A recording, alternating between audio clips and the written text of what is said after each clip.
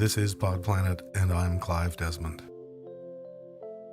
It's April 21st, 2017. 1 year to the day that I began writing an episode about the passing of the artist formerly known as. The episode was called The Dove. The Dove struck a chord in a lot of people. Obviously, I wasn't the only one caught completely off guard by the death of this incredible man. So here again, 1 year later, in memory of The Dove. Enjoy.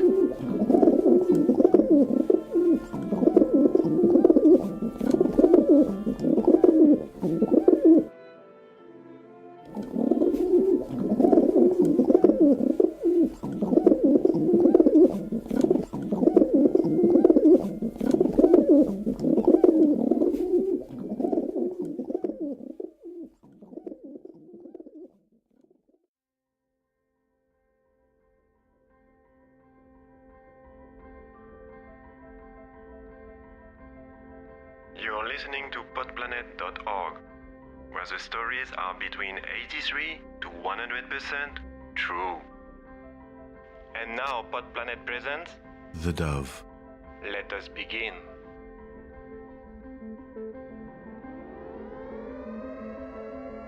In mid-February, the city declared a cold alert.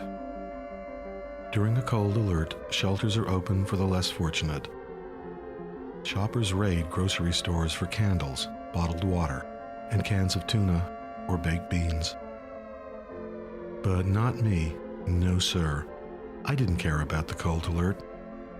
I had multiple layers of thermal underclothes and a yellow Gore-Tex jacket with sleek matching pants. I looked like a honeybee. Every night after work, no matter how snowy the roads, I hopped on my bicycle and rode 20 minutes to the rink. Most rinks are rectangular and come with rounded edges. But my outdoor rink was different. It looked more like a pancreas. For a neophyte skater like me, the pancreatic shape was a challenge to navigate. But I welcomed a challenge, and in time, I kind of conquered it. In any event, my favorite outdoor rink was located on the shoreline of one of the Great Lakes.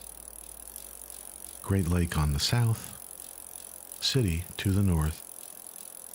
On this night, 16 years ago, I arrived, locked my bike, went into the heated change room, and put on my hockey skates.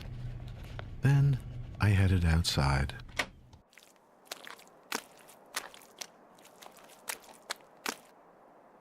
The walk between the change room and the rink was covered in a thick black carpet of rubber to keep you from falling and to keep the edge of your skates sharp. My God, it was cold, and the rink appeared empty, but I couldn't have been more wrong. Because as I approached the edge, I saw there was indeed another person. A petite man, maybe 5'2" tall, dressed in a peculiar manner. Peculiar in that the man was wearing what looked to be a vintage après-ski costume circa 1976. Imagine a slim nylon jacket with matching flared slacks, all in a surprising shade of mint green. The man's neck was draped in a white, oversized lamb's wool scarf with matching gloves. Atop his head, a turban, like the one Joan Crawford wore in the 1939 screwball comedy, The Women. To ice the cake, he also wore matching mint green men's figure skates. It was quite the ensemble. So, as I stepped on the ice, the little man began a series of outstanding, incomprehensibly beautiful tarantellas, followed by 2 double jumps. His skates were sharp and created a fine mist, which sprayed like pixie dust in all directions. Then he twirled like a dervish. It was a magnificent spectacle, effortlessly executed. But this short demonstration was only the beginning. In the meantime, with all the grace of a drunken elephant, I lumbered along, watching as the little man performed toe jumps, edge jumps, a double salchow, a twizzle, and hockey stops too numerous to count. All executed with such startling precision, Sidney Crosby would have been envious. Now, even though I know it to be unproductive and stupid, I couldn't help but compare myself.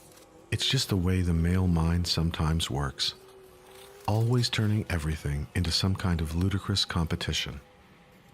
And objectively speaking, this man was extremely good, and I was just a weenie.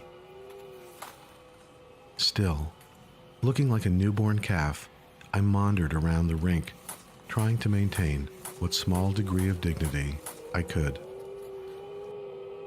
A few minutes later, having finished the stationary part of his extraordinary routine, the little man began doing laps around the ice. But they weren't my kind of laps. No. My kind of laps are bovine. His laps, on the other hand, employed the technique of a professional skater. Think Max Aaron. Around and around he flew, each lap quicker than the last. Watching all of this unfold was a real eye-opener for me. Where did he learn to skate that quick? And who is he?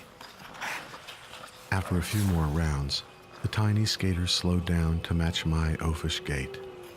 As he skimmed up to me, I noticed his dark complexion and Frida Kahlo-like mustache. He was wearing eyeshadow and lipstick too. Maybe he's from the Ice Capades, but the Ice Capades were no longer viable. What with the competition from Disney on Ice, they'd pretty much shut down for good. Which made me think, I'd never met a professional ice skater before, and this guy seemed pretty neighborly. I wondered if he was up for a chat, a gab, or a yaw. So I took my social chances, and using what little skating vernacular I had gleaned from television, I went out on a limb. "That's quite the tarantella you turned back there," I said. Sounding like James Earl Jones, he replied, "I'm from Minneapolis. I've been skating a long time." "Minneapolis," I said. "It's cold there, like here, no?" "Much worse, actually," he said. "But everyone skates in Minneapolis. That's a thing you do in winter." Minneapolis, Minnesota. Lonnie Anderson, the Coen brothers, Bob Dylan, Judy Garland, Josh Hartnett, Jane Russell, Jesse Ventura, Garrison Keillor, Charles Schultz, and Terry Gilliam. Okay. Famous people of Minnesota seminar. Check, check, and check. You're listening to podplanet.org. Then a switch flipped in me. The turban, the après ski suit, the eyeshadow, Minneapolis. Hey, wait a sec here, mister. If by now you're thinking what I was thinking, you are correct. I was skating with the artist formerly known as... Then a playlist appeared in my head. Little Red Corvette, 1999, and Purple Rain. I didn't know what to say next, so we skated in silence. As we approached the end of our practice, the artist formerly known as said, "This rink is sick." "It's my favorite," I said, turning to look him in the eyes. And then I knew that he knew that I knew who he was. But not wanting to fawn and wishing to maintain that aloof quality Canadians were historically known for, I said nothing. After the next lap, we climbed off the ice and made our way inside to the heated change room. Inside, sitting on a bench, I removed my skates and put on my winter cycling boots. I wiped off any moisture from my skates and put them in my backpack.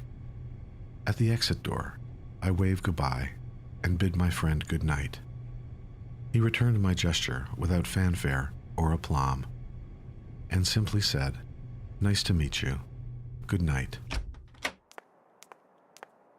Maybe it's true what they say about Midwesterners. Outside, in the darkness, I unlocked my bike and rode home on the now empty streets. It started to snow. 4 out of 5 doctors who listen to podcasts choose PodPlanet. This is PodPlanet.org, number 1 among the bijouterie and fashion retailer of La Como, Italy. Epilogue. For over a decade, I never thought about that night at the rink again. And although his popularity had waned some, sometimes I'd hear his songs on the radio. That was until the morning of Thursday, April 21st, 2016. I was sitting at my computer when I saw a strange and upsetting post. R.I.P. I closed my eyes, then opened them again. And it was still there. R.I.P. My heart sank, and I felt terrible. I was surprised by my reaction, because I wasn't a superfan. Or at least, I didn't think I was. Was this about me aging and time passing, or something else entirely?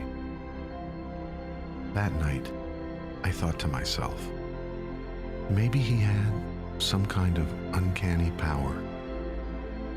Maybe that night, 16 years ago on the rink, he'd cast a spell on me.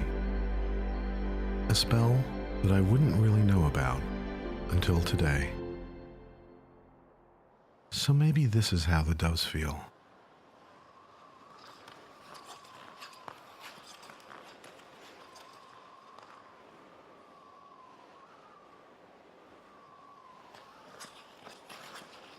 You have been listening to PodPlanet, where the stories are between 83 to 100% true.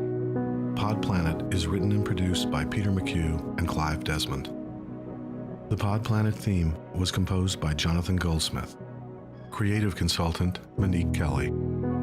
Digital and audio design by Oliver Wickham and Aidan Vickery. PodPlanet announcer Jean-Francois.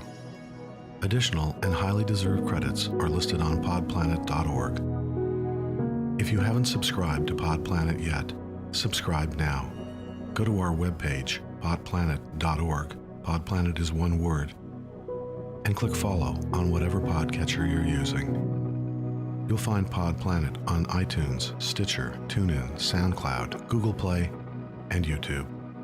And follow PodPlanet on Twitter, Facebook, and Instagram. Links are available on our webpage. This is PodPlanet Season 2. We'll be back in 2 weeks with another new and startling episode. Until then, on behalf of Peter McHugh and the whole PodPlanet team, Working. thanks for listening. I'm Clive Desmond. PodPlanet is part of the Public Radio Exchange and the Association of Independents in Radio. You have been listening to PodPlanet. A new episode drops every 2 weeks on Thursday.